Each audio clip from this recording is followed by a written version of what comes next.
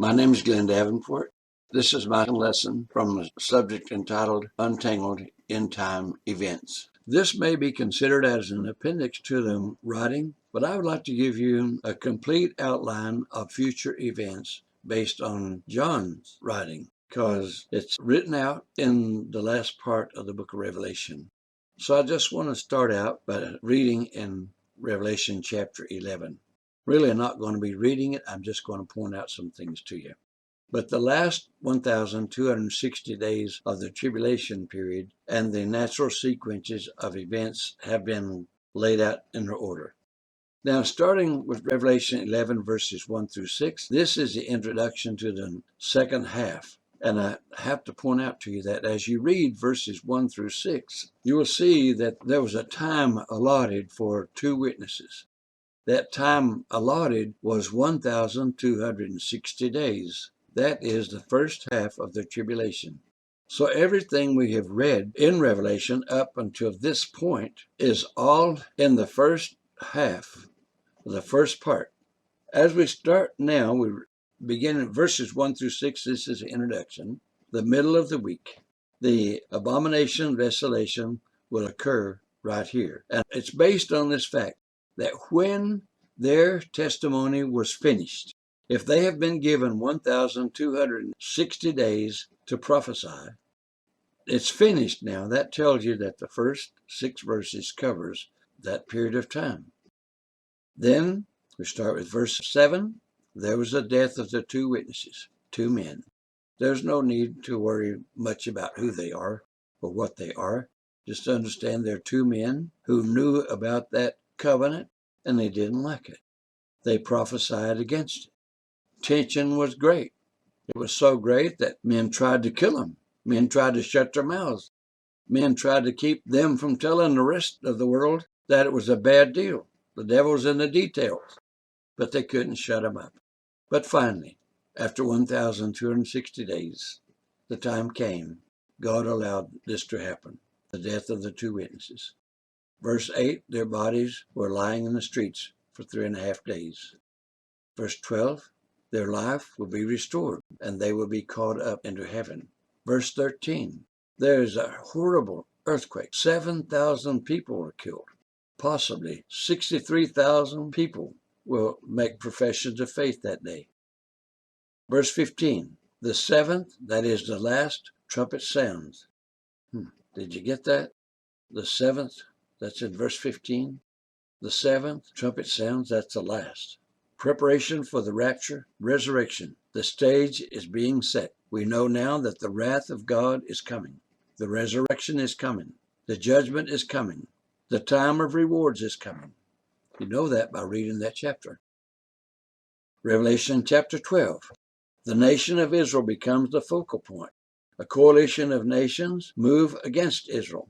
Satan will try to destroy the nation. Israel went into divine protection. That is, they went there for 42 months. They have gone into a place of hiding. God has led them there. And then we see that Satan is banned from heaven. We see that Satan is wroth. Woe unto the inhabitants of the earth, and the remnant of Israel is persecuted. After 144,000 of them, 12,000 from each tribe, has been safely protected in the wilderness. The Antichrist, who has already tried to turn the river in upon them to wash them out, drown them out, flush them out, whatever, and that didn't work, he is now turned to the remnant. Chapter 13, the Antichrist will take his place in the temple. The kingdom will become a world kingdom. Verse 7, the false prophet will be revealed.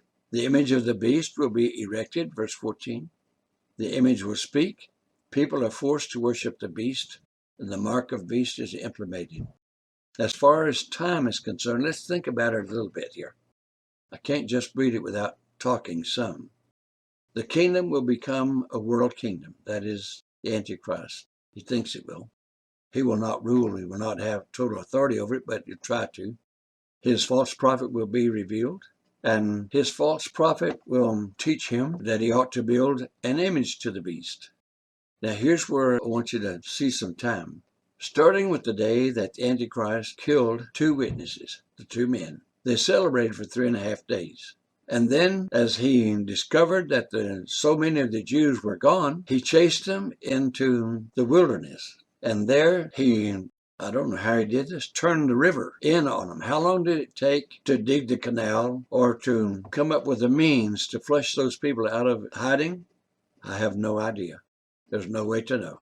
And then when that didn't work, when the earth opened up and drank the water, then the Jews were safe. His effort had failed. So then when he turned on to the remnant of the Jews, he gave full attention to somebody else. Then the false prophet said he should build an image of this beast. Now, just asking a question which doesn't have a whole lot of meaning, but it does express a need for time. How long would it take to build an image? If it was anything like the one spoken of in Daniel, where they built an image to the king, that one was 90 feet tall, about 9 feet wide. It took some time, just to see that it took some time. And after that, he made the image to speak, and the people were forced to worship the beast. They came up with a mark for the beast. All of this takes time. I don't know how much time. Was it 1 year, year and a half, 2 years? I can't tell you. Chapter 14. Here's where everything changes for Christians. A huge choir of 144,000 men assemble. As you read this, you will see that there is a choir of men, number 144,000. This is a second group. It is not the same as the 144,000 that are sealed in the wilderness. This is 144,000 virgin men who followed the Lamb wherever he went, and they are called the first fruits. Which, putting it together, what I've told you before, these are those who were raised on the day that Jesus was raised, and they followed the Lamb whithersoever he went. And then you will see a band of angels. They were playing their harps. And then you will read about a great thunder. And I just like to think of that as a drum roll. A big drum roll before the star of the show steps out. Now, this is the revelation of Jesus, and most people overlook it. They never see it. So now we have the thunder. Let it represent a drum roll. The music of harpers begins. The choir sings a song that none of us know. An angel orbits the earth, preaching the gospel. Another angel orbits the earth, announcing the fall of Babylon. Another angel orbits the earth, warning against the beast. The rapture and the resurrection take place now, at this point. I want you to be sure to get this. This is where the rapture and resurrection take place. In verse 14, you'll see the white cloud. In verse 15, you'll see the time of the harvest. In verse 16, you'll see the rapture. In chapter 15, the saints cross the crystal sea. They sing the song of Moses and the song of the Lamb. And the words to the song of Moses is given in Exodus 15, and the song to the Lamb, the words are given right here.